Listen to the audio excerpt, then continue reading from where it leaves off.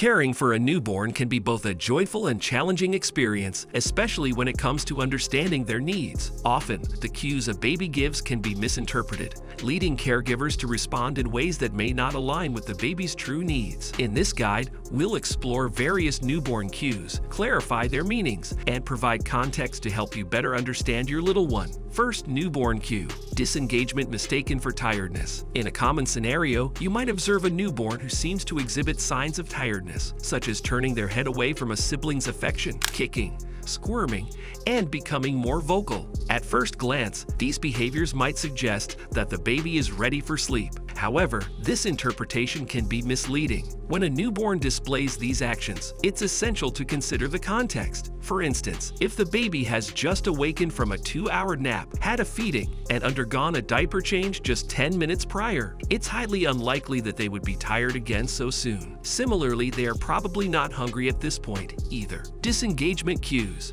what they mean. Given this context, what might the baby actually be trying to communicate? The cues of turning away, squirming, and vocalizing can indicate a need for disengagement rather than sleep. Babies often exhibit early disengagement cues when they feel overwhelmed or overstimulated. In the case of our example, the newborn was signaling to their sibling that they needed a break from the interaction. If caregivers overlook these subtle disengagement cues, the baby may escalate to more overt signals, such as arching their back, kicking, squirming, crying, or coughing. When your baby shows disengagement cues, they typically express one of two desires. 1. Desire for space. The baby may want to momentarily pause the interaction, indicating that it's become too much for them. 2.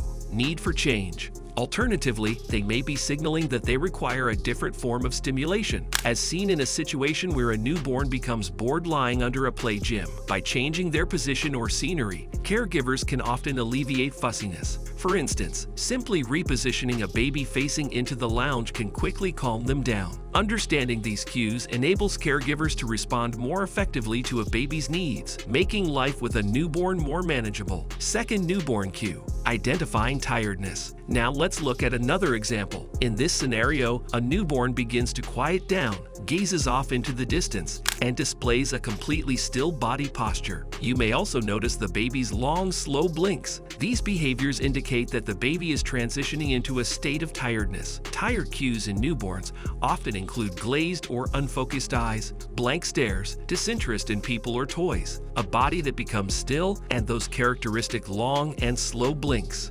Context is critical when interpreting these signals. If we consider that this baby was fed 30 minutes ago and has been awake for 40 minutes, we can reasonably conclude that she is indeed tired. At this point, preparing the little one for sleep is advisable. However, if caregivers miss these early tired cues, the newborn will inevitably move on to late tired cues, which may include jerky body movements, yawning, frowning, and grizzling. These cues are more pronounced, and if they continue to go unnoticed, the baby will likely escalate to very late tired cues, culminating in crying. Responding promptly to early tired cues can make settling the baby much easier. Conversely, if you wait until the baby is displaying late tired cues, you may find it necessary to calm them before assisting them to sleep, complicating the process significantly. Understanding these cues can greatly enhance the interaction between caregivers and newborns, allowing for a smoother transition into sleep and ultimately promoting healthier sleep habits. Third newborn cue: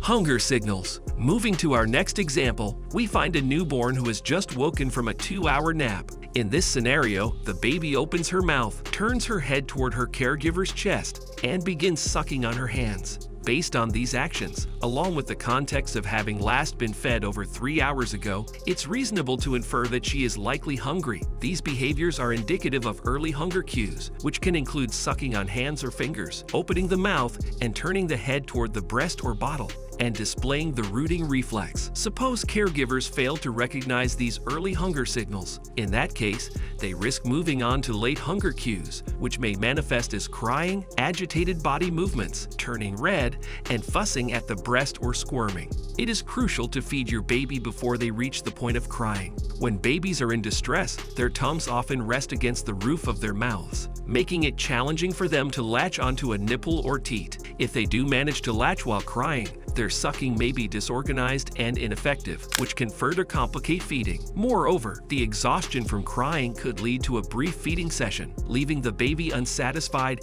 and potentially leading to further distress. To minimize stress for both you and your newborn, aim to respond to their early hunger cues promptly. By doing so, you can ensure that your baby receives adequate nutrition while fostering a positive feeding experience that strengthens your bond. Understanding these hunger signals can also help establish a feeding routine that meets the needs of your growing infant. Fourth newborn cue, signals for playtime. The fourth cue we'll examine reveals a different type of communication. In this instance, the newborn displays wide, bright eyes, maintains direct eye contact, and remains still. What she's communicating is simple yet profound. Play with me. These early signs of wanting to engage may be subtle, but as the baby matures, these cues will become more explicit, evolving into smiles, coos, and giggles aimed at capturing your attention. So how should caregivers respond when they notice these cues? Engaging in play is essential, as it promotes not just enjoyment, but also developmental growth. Playing with your newborn. Tips and techniques. To ensure that your playtime supports your baby's development, consider incorporating a variety of stimulating activities into your routine.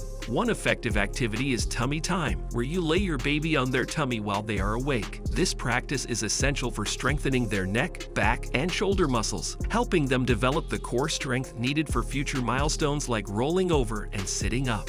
Engaging in interactive games can also be beneficial. Use colorful toys or make funny faces to encourage visual tracking and social interaction. These activities help the baby learn to focus and respond to their environment, enhancing their cognitive development. Additionally, incorporating gentle movement, like rocking or swaying, can be comforting for your newborn and promotes bonding between you and the baby. Singing and talking to your newborn is another excellent way to engage them. Babies love hearing sounds, and your voice helps them feel secure while aiding in language development. This type of verbal interaction lays the foundation for their future communication skills. Overall, these interactions not only support the development of fine motor and gross motor skills, but also contribute to your baby's social-emotional growth. They help forge a strong attachment between the caregiver and the baby, fostering a nurturing environment where your little one can thrive. Ending. As you can see, understanding your newborn's cues is vital for interpreting their needs accurately. By combining these cues with the context in which they occur, caregivers can respond more effectively to what their baby is trying to communicate. This understanding can lead to a more harmonious environment for both the baby and the caregiver, making the challenging journey of parenthood a little easier. By recognizing and responding to these cues,